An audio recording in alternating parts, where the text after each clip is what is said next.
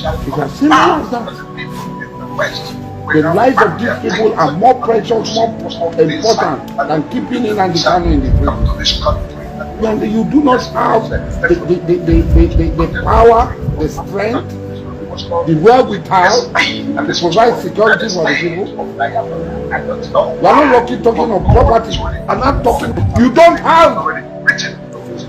It's as simple as that. Good evening to you. Currently, we hear what ASARI Dokubo is saying, that Nnamdi Kanu is his brother. Maybe they have seen that time has come for Biafra to get the freedom. They're scared. They want to join the movement currently. You want to come from behind. And we see Tom Polo and former president of Nigeria, Jonathan Goodluck, having secret meeting to see how that can come to become reality in Nigeria currently. Yes, let me just tell you, I think the Niger Delta, the issue of South has been a divide and rule stuff actually pushed by Gowon, to make sure that the Igbos are completely disengaged, or fractured, or disembarked, or infiltrated, so that they cannot be able to come together as one. Immediately after the Niger-Biafra war, Gowon did not actually go to the eastern part of the country. He moved to the so-called South today, where he went.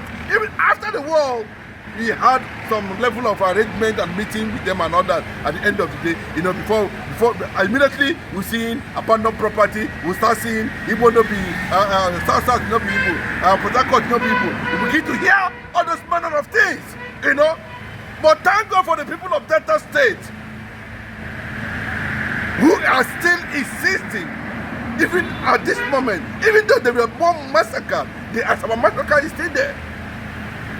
But you see, these people are saying that they are purely and still remain Igbo till today. They have never questioned, even though it became very clear. The Delta State, I'm talking about Delta State, go. So what does that tell you? Chukwu Mansogu is an Ephraim man. It's an Igbo man. Forget whether it is region or region no say. No, that's not correct. What is his name? It's Chukuma. So, Gowon's visit after the war to the so-called 12 states he created was what instigated what we are seeing today to a point that say that we will not allow these two regions to actually come together in any form.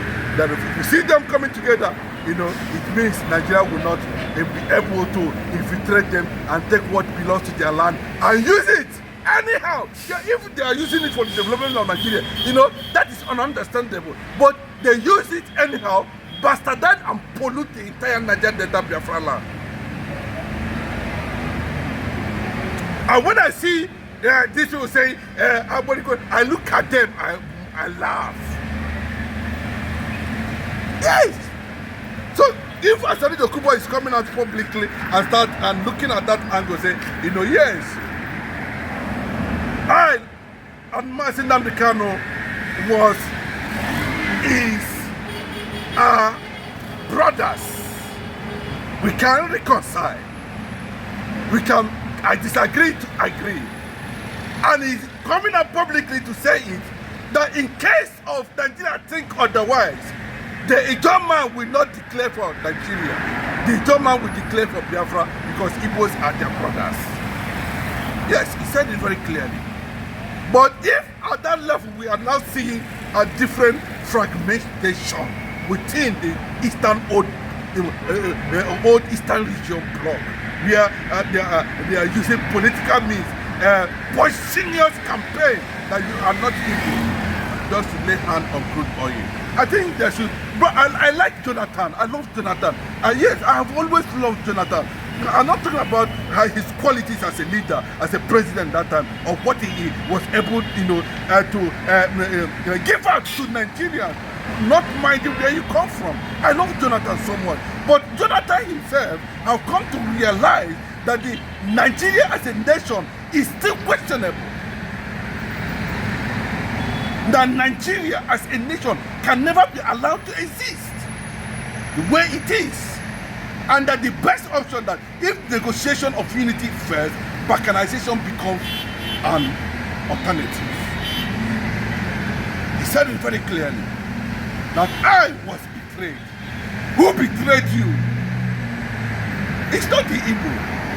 He made it very clearly. Even though we have not had any opportunity to take a shot at the presidency,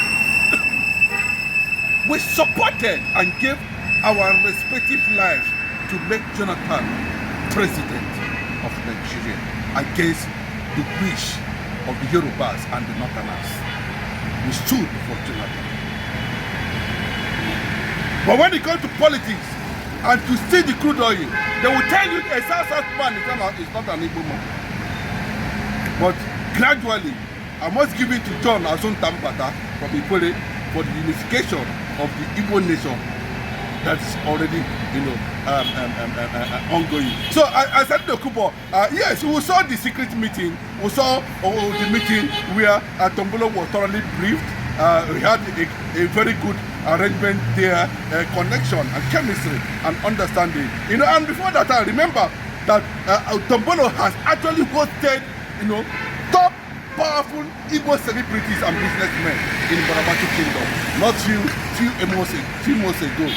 He's signaling that a time will come that the North and the Yorubas cannot be able to question us anymore because we would have conquered the infiltration and divide and rule, above what they think, and we will use it as a block to defend the entire South. That takes us to current situation of Nigeria, where insecurity is biting, and we also know coming tomorrow on the 20th of October, someone from Yoruba land have taken the hunt by himself that he is going to come out boldly without no fear that there's going to be freedom for Nnamdi Kanu. Thank you for that question, because a lot of Igbos are not comfortable with the way Sowore is actually pushing for that protest, and whether he's working for the government or not. That's not my business. But my business at this point is to question the rationale why a judge in Nigeria could not be able to declare or issue a court injunction, a spotted injunction on the issue that has to do with protest right inside the sitting court premises. Mark my word, sitting court premises. Why is it that it's only when he entered his chambers that he now issued a court injunction, triggering a certain angle, fear within the circle of the Nigerian military? And what we're hearing, that maybe Bola Ahmed Tinubu, reportedly went underground, or they tried to take some action, like what we saw in Madagascar, what we saw in Nepal. But avoid what is coming. Don't pretend about it. The government of Bola Ahmed Tinubu should not be pretend over what Nigerians are going on at this point in time. Don't pretend over it. There's no need of pretending. The injustice is too obvious.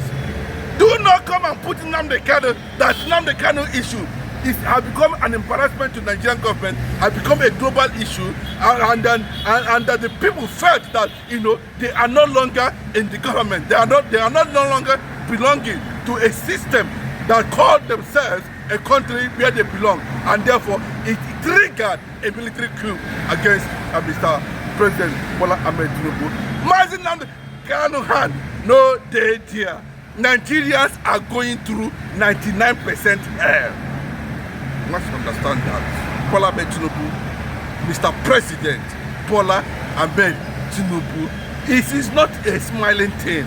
It is no longer suffering and smiling. Okay? We are crying in the midst of suffering. Transformation does not come just by mere statement of appeal. Transformation comes as a result of the people you put on the structures of activities and organizations to put themselves to work. Implement the policies and fix it. I always say it that the problem of Nigeria has always been leadership. It is the leadership that man the institutions and structures of democracy.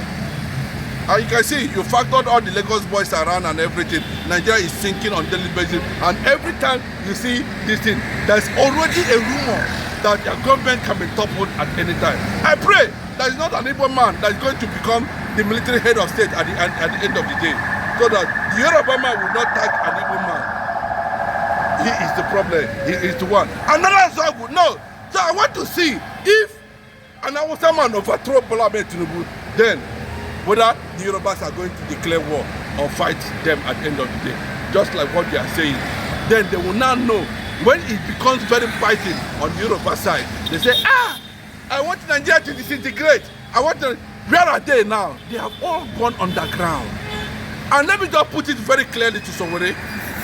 I am not against whatever you feel you can do. After all, Mazi Nnamdi Kanu actually advocated for your release when you were captured too by the system. Now they cannot call for your release. Now they cannot protested that you should be released.